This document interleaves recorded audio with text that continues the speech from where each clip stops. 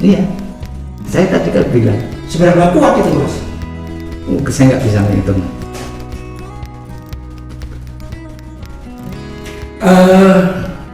Tapi gini, kita seringkali terjebak pada retorik.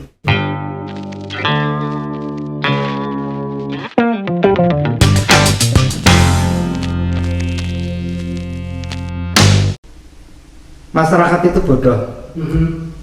Apakah betul? Ya. Masyarakat kita bodoh. Itu retorik yang selalu dikembangkan. Kadang-kadang itu ambivalen juga. Mereka ngomong untuk membujuk rakyat, mereka ngomong bahwa rakyat sekarang sudah cerdas, misalnya gitu. Ada hati nurani yang tidak bisa dikibulin, Mas. Betul. Meskipun saya nggak ngerti jalannya kemana nih kalau misalnya. Memang, maka yang saya bilang paling berbahaya, abuse of power, tapi bukan dalam hal kayak gitu, nyopot baliho gitu enggak apa-apa. Ya. Maksa orang. Ya. Kamu harus milih ini. Atau melarang orang datang ke TPS. Satu, kedua, manipulasi IT. Yang paling saya khawatirkan itu, kalau vote saya tidak terlalu khawatir. Ini juga sudah terjadi, Mas, terjadi dan tidak dibantah. Misalnya apa yang dilakukan oleh Wakil Menteri apa sih pedesaan ya, desa dan transmigrasi aktif. Desa tertinggal apa? Iya, si Paiman Raharjo misalnya. Dia kan adalah ketua umum dari relawan akar rumput Jokowi kalau nggak salah. Itu kemudian dia menyatakan dukungannya lebih pada Prabowo. Dia mengumpulkan para aparat pemerintah di daerah. Untuk apa? Tujuannya untuk memenangkan Prabowo dan Gibran, Mas. Kalau tidak gimana? Itu akan beresiko. Konsekuensinya itu pada jabatan mereka, Mas. Videonya ada, fotonya ada, di medsos ada, di media online ada, dan pelakunya tidak membantah. Memang ada pengarahan itu, Mas.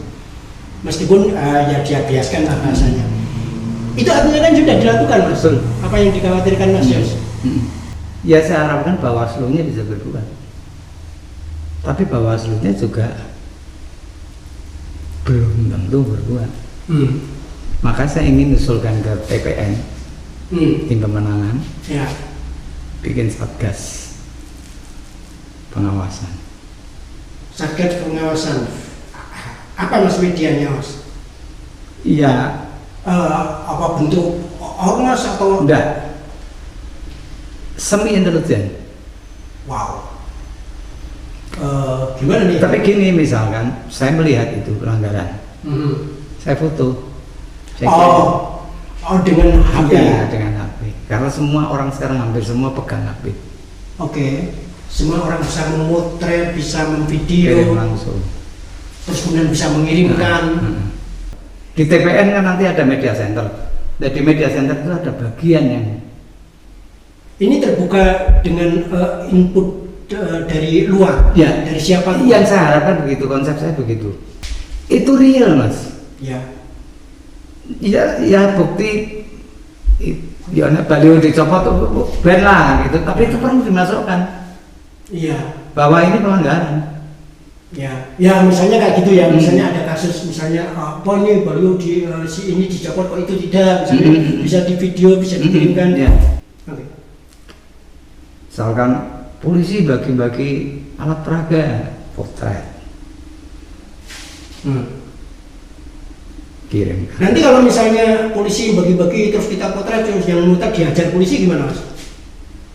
Termasuk itu dilaporkan bahwa saya diajar. Tambah lagi ya. Itu apa, Mas? Itu civil society, Mas. Civil society. Itu yang harus dibangun. Jadi poin saya 4 dengan ini. Jadi 1, kita menghendaki pemilu jurdil, jujur dan adil. Aparat negara, baik sipil maupun ASN, bersikap netral. Ketiga, mengajak masyarakat madani untuk melakukan pengawasan. Ketiga, keempat, meminta TPN membuka satgas pengawasan. Saya mau menanyakan hal yang receh aja Mas. Kalau misalnya anak muda seperti Gibran menjadi wakil presiden atau menjadi presiden atau menjadi pemimpin, di mana sih salahnya? Nggak salah. Lah kok keberatan kenapa? Jalannya, Rutenya, caranya, rutenya yang tidak wajar. Dan rute itu nampak sekali kolusi dan nepotismenya. Rutenya. Kedua, apakah dia memenuhi syarat? Syaratnya kan reputasi. Loh, dia kan wali kota Mas. Wali kota 2 tahun. Apa yang diperbuat? Loh, tapi kan dia punya pengalaman sebagai pengusaha Mas. Ya, pengusaha lain juga, lain soal. Itu meng-hire ribuan orang loh katanya Mas. Ya, apa angel ngambil modal. Modalnya dia dapat dari mana? Apalagi meng-hire orang yang dibayar ya. Gampang. Sekarang Pak Martabak untuk kredit 700 miliar ini belum. Jadi memang harus ada ini Mas, harus ada syarat dan ketentuan berlaku untuk level yang katakanlah dengan tingkat kekuasaan yang sangat luar biasa pada seorang presiden karena berkait dengan anggaran negara yang bisa triliunan, bukan hanya ratusan ya, tapi mungkin juga ribuan triliun, dan harus berpikir tentang 270-an juta rakyat itu ya Mas. Terlalu gambling untuk hal itu Mas. Ya, saya tidak ingin merendahkan seseorang.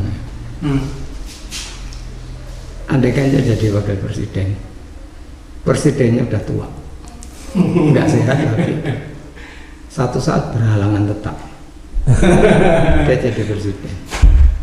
Maksudnya berhalangan tetap itu gimana? Itu kalau dalam konstitusi maka wakil presiden. Konstitusinya kan begitu. Pengalaman diplomasi nggak ada.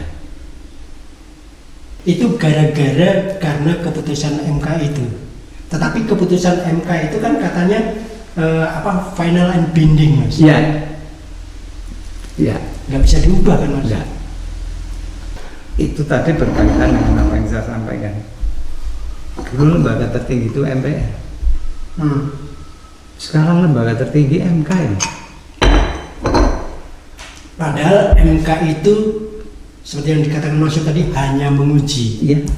Dan itu pun tapi kemudian dia bisa membuat keputusan final yang tidak bisa digugat ya. MPR kalah. Ini ketatanegaraan nggak beres. MK itu sebenarnya ad hoc. Itu dibentuk pada waktu zamannya Megawati jadi presiden ya, untuk menghadapi situasi darurat itu ya, yang nanti kalau misalnya semuanya sudah tertata ini akan hilang gitu ya, kayak KPK. Artinya sebenarnya kita memang berada dalam situasi darurat terus loh. Transisi. Kalau tidak bilang darurat, transisi. Ini sudah berapa tahun Mas dari 98? Hampir seperempat abad ya Mas, Iya. 5 tahun ya Mas. Maka ketika dulu pemilu 99, saya dan teman-teman lama berkumpul di satu desa di Tulungagung. Kita mengambil keputusan berada di luar arus reformasi karena kita tidak terlibat dalam pemilu, karena pemilu ini akan memperpanjang masa transisi.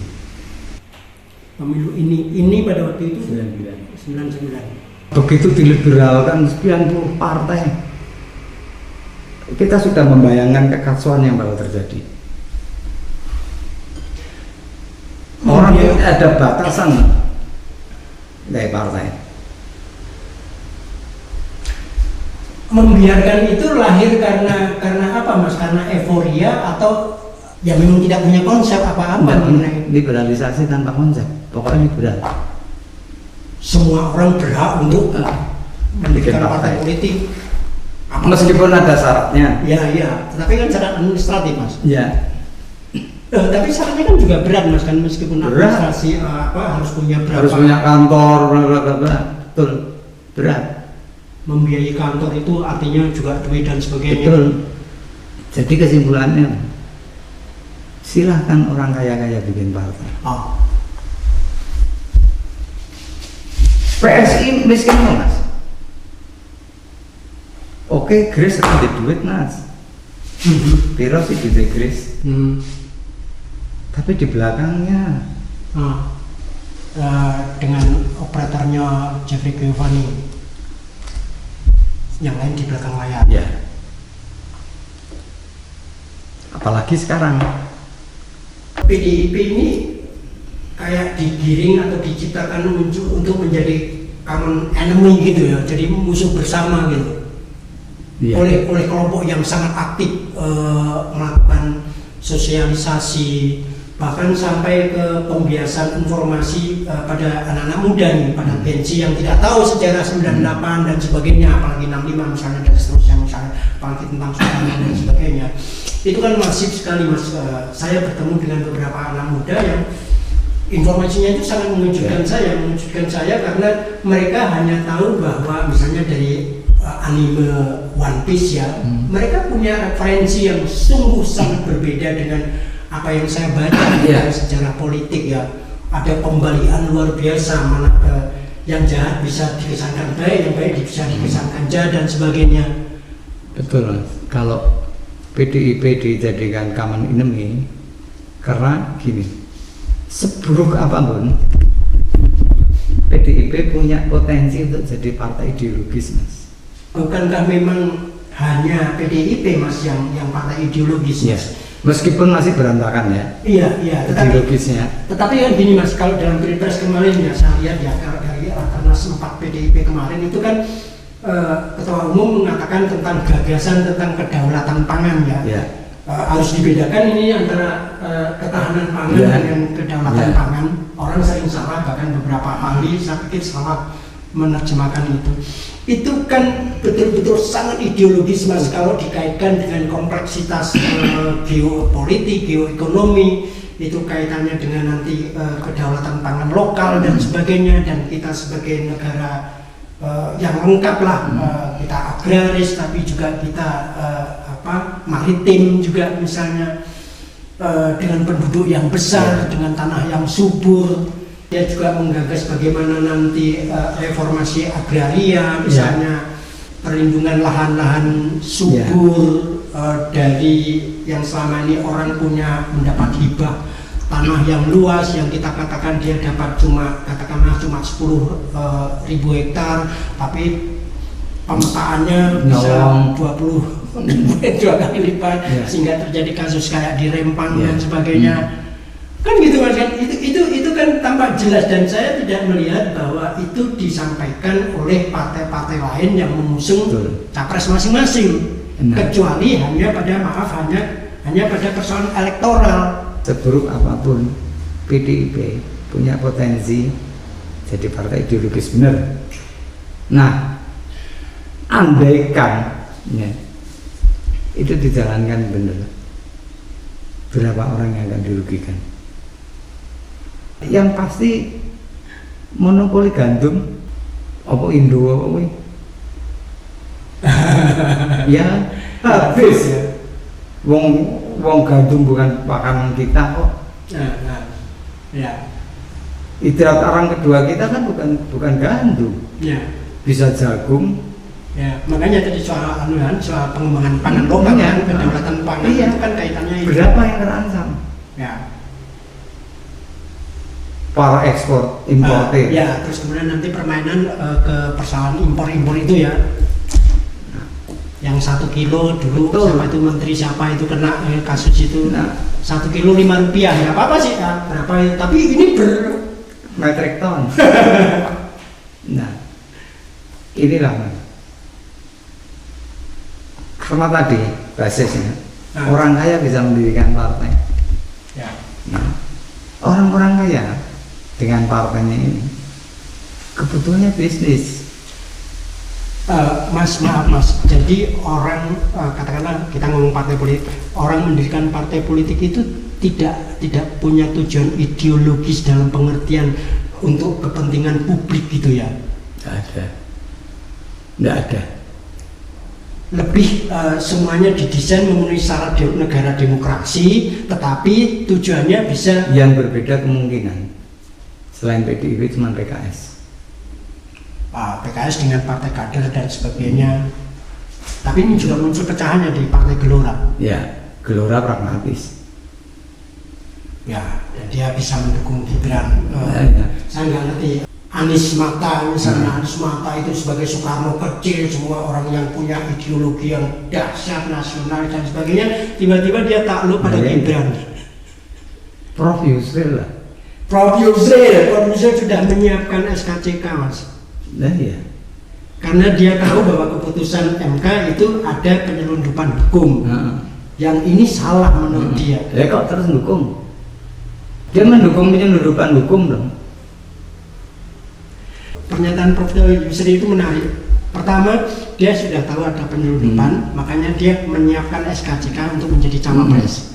Karena dia melihat masalah ini akan bermasalah kalau Gibran dimajukan, maka dia melakukan hal itu, SKCK dan sebagainya. Tetapi kemudian dia berkata lain bahwa dia akan siap untuk menjadi salah satu penasehat ya, bemper untuk hal itu kalau itu dipermasalahkan.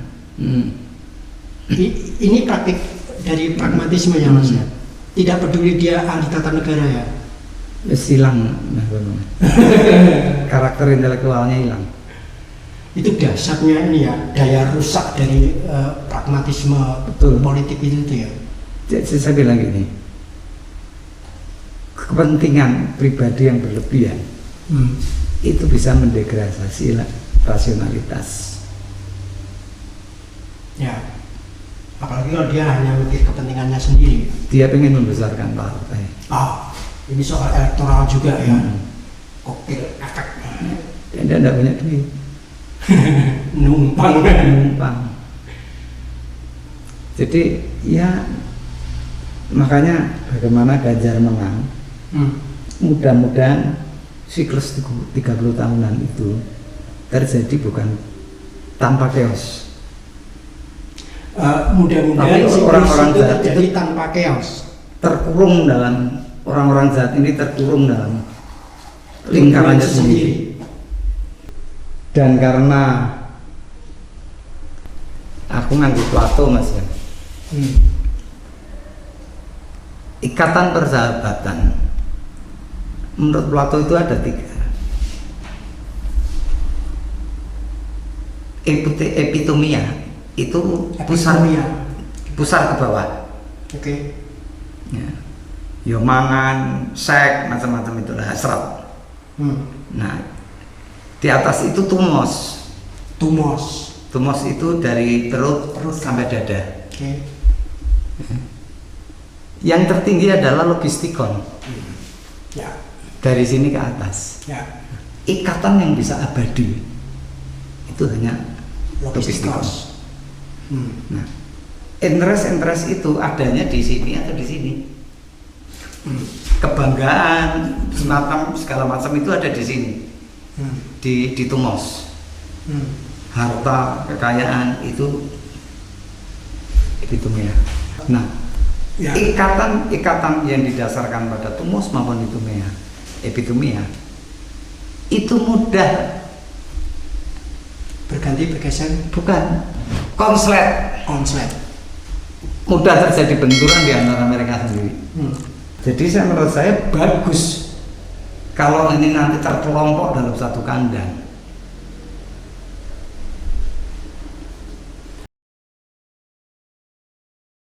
Tentang efek chaos gimana Mas? Mungkin, tapi kan saya kurang setuju. Secara pribadi, wong nek chaos ini mesti korbannya rakyat ya Mas. Iya, kita semua tidak setuju. Tapi kalau itu terjadi karena situasi seperti itu Mas gitu Mas. Kalau misalnya kita biarkan, kan kita juga nggak ngerti ya, yang tidak setuju atas ini kan ternyata juga bisa banyak juga atas situasi kacau ini, Mas. Kan seperti tadi kita katakan bahwa ada hati nurani. Ya mungkin kita memang jadi perlu berpikir jauh, berpikir panjang. Ini memang jenengan berpikir enggak kira-kira ini situasi puncak dari kerusakan, kulminasi. Saya belum tahu ya, Mas. Saya kok berharap ini kulminasi. Iya, dengan spekulasi tadi ya, mudah-mudahan gelombang 30 tahunan itu benar adanya. Ya tentu pada akhirnya kalau mendapatkan afirmasi semacam itu saya bisanya ngomong ya mudah-mudahan seperti itu. Ya. Saya hanya lebih mengkhawatirkan soal tadi, Mas, soal bagaimana pertarungan soal interest tadi yang bisa mengorbankan rakyat itu. Rakyat kalah tetapi kelompok ini, katakanlah kelompok jahat ini tetap yang menguasai gitu, Mas. Itu kan celaka 12 gitu. Iya. Tapi balik lagi ya, andai kan menang, itu pun kulminasi. Artinya puncak kejahatan udah nanti. Puncak pengkhianatan terhadap republik. Puncak pengkhianatan terhadap cita-cita luhur para pendiri bangsa. Yang menghancurkan people power itu apa? Mereka sendiri. Mereka berkuasa mesti eker-ekeran. Bisa terjadi saling bunuh di antara mereka ya. Karena tadi katanya duniawi. Ke bawah. Kalau istiqos kan nggak ada masalah kan, karena itu artinya bisa memunculkan gagasan yang memimpin, nilai-nilai kemuliaan yang memimpin. Kalau kemudian yang memimpin itu adalah hanya hasrat-hasrat, hanya keinginan berkuasa, keinginan populer, keinginan ini, dengan preferensi yang dibikin-bikin sudah memenuhi Mahkamah Konstitusi, sudah elektoralnya terpenuhi, populer, punya duit, ukuran-ukuran duniawi. Nggak bagus ya, Mas, kalau negara itu dipimpin hanya oleh orang-orang yang hanya mengandalkan pada titik itu saja. Iya. Jadi apa, Mas?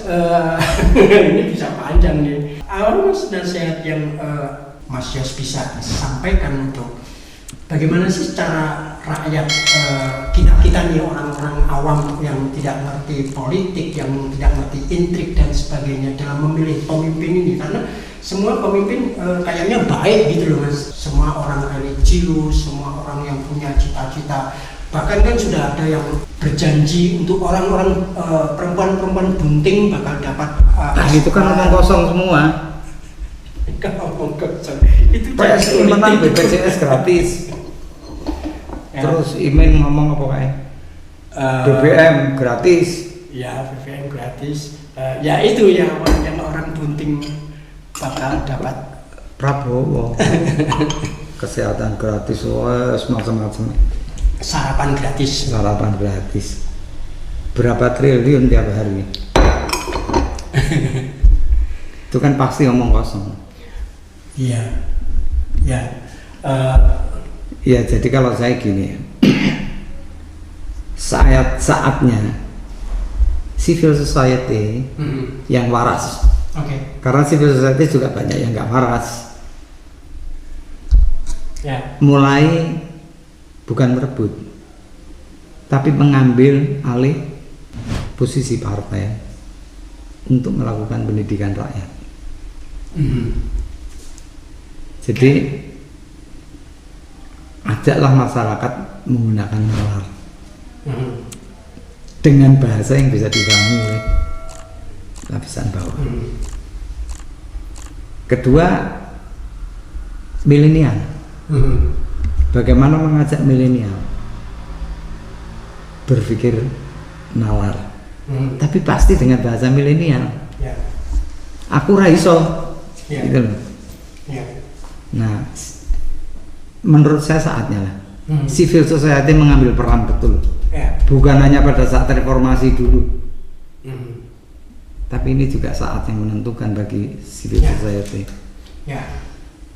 Oke, terima kasih Mas Yos untuk bincang-bincang ini tadi ada beberapa pesan yang menarik, yang jauh lebih penting adalah persoalan civil society ini bagaimana bergerak, karena kita juga melihat bahwa partai-partai politik belum atau bahkan mungkin tidak menjalankan fungsi-fungsi kepartaiannya sebagai alat representasi untuk melakukan rekrutmen kepemimpinan di masyarakat sipil. Maka ya kita sendiri yang kemudian harus pendidikan politik lah yang penting. Sadar, melakukan pendidikan politik, proses penyadaran ke masyarakat, bagaimana menggunakan nalar dalam memilih. Bagaimana menggunakan nalar dalam memilih. Salah satu usulan yang menarik dari Mas Yus tadi misalnya bagaimana kita sendiri, entah nanti bagaimana formulanya bagaimana, kita semua punya HP, sangat praktis digunakan, bisa untuk memotret, bisa untuk memvideo,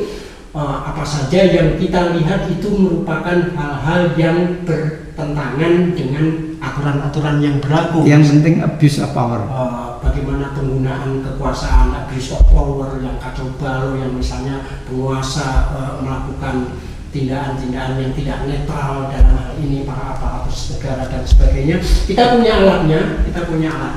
Nah mudah-mudahan dalam hal ini gagasan ini bisa ditampung oleh TPN Ganjar Mahfud misalnya, agar bagaimana pengawasan itu juga dilakukan oleh kita sendiri. Kecuali kalau kita bisa 100% percaya pada lembaga-lembaga yang dibangun untuk menjaga demokrasi ini berjalan sehat. Itu sesuatu yang dalam beberapa hal masih belum kita bisa percaya sepenuhnya. Terima kasih untuk obrolan ini. Kita akan bertemu lagi dalam waktu-waktu yang lain lagi. Boleh kan Mas kita? Boleh. Terima kasih.